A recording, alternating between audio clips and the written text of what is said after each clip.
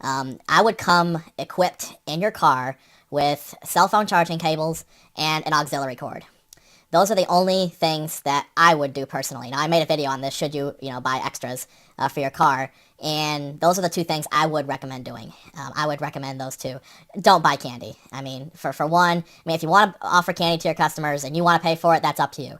But I do not see this at all being anything that you should buy. It's an extra business expense, and it can get pretty messy in your backseat pretty quickly with all the candy wrappers and stuff. You got to take care of all that. So that's extra unnecessary maintenance for your car. Should you get a car wash? That's a great question.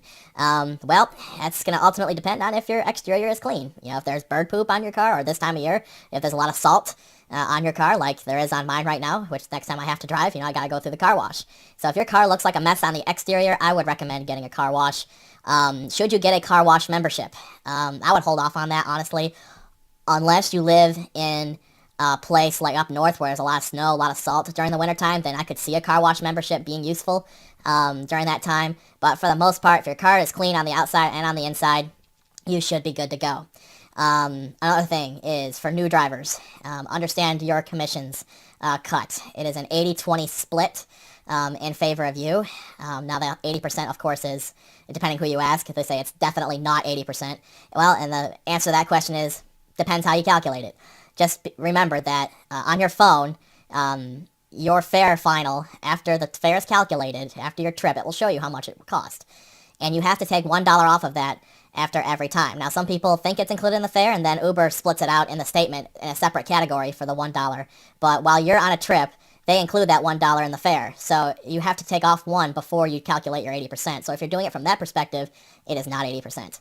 And that's very, very important that you know that, and you keep track to make sure that you're being paid the right amount of money. You can always check your pay statements. They are updated in real time by going to the partner dashboard using your username, login, and password. Now, to get you started off actually getting rides, that's going to depend. I'm going to assume that a lot of people who are starting this are going to be part-timers who work Friday and Saturday nights. So if you're starting right around 5 or 6, where do you start? Do you turn your phone on at your house? I would recommend this. I always start my phone before I leave. And even sometimes I just sit here at my desk and do some things and keep my phone on, just in case someone needs a ride. I don't really think it matters too much where you live, either in the deep suburbs, out in the country, downtown, in a nearby neighborhood in the city.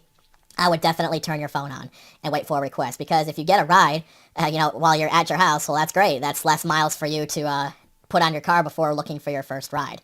Because that's what I did on my first day. I just turned my phone on, and I was like, well, I don't know what I'm doing. I'm just going to go right to downtown Cincinnati and see whoever needs a ride. Now, if you are living in the suburbs, I would recommend staying there, at least at first. Now, as you get more of a feel for your city, if you don't get paged a whole lot in the suburb that you live in, maybe it's time to find another one. I would definitely turn your phone on to keep that open a chance of opportunity. Because my number one piece of advice, I made a video on this before, is people like to go into the city during the daytime, during the evening time, and people like to go out of the city at nighttime. Now, of course, not everybody goes into the city at that time, and not everybody goes out of the city at that time. Those are just the trends. There will be some people who go into the city at night, and some people who will go out of the city during the day. It happens. But the trends, where you want to place yourself in the more likely position that you're going to get a ride, that's where you want to be. And you want to take long rides versus short rides. I've made a video on this. You can definitely check out my channel. If you hang out downtown at 5, 6, 7 at night, in the evening time, you're more than likely to get a lot of short rides. And minimum fares do not add up very quickly in most markets. Some markets are different. But in my market, it's a $4 minimum fare, less one for the Safe Rides fee, and you are left with the $3 fare, 80%, which is $2.40. That's not going to add up a whole lot. Whereas if you take someone into the city, you can make significantly more than $2.40, depending on how many miles you take them. So in my suggestion, my viewpoint, it's always a good idea to try to find the long rides. I wish I had known a lot of this stuff when I first started, so I hope this video was useful for new drivers, and for all the other drivers who watch my channel. What advice would you give to new drivers? I would love to hear your feedback, so definitely put a comment in the comment box below. And with that...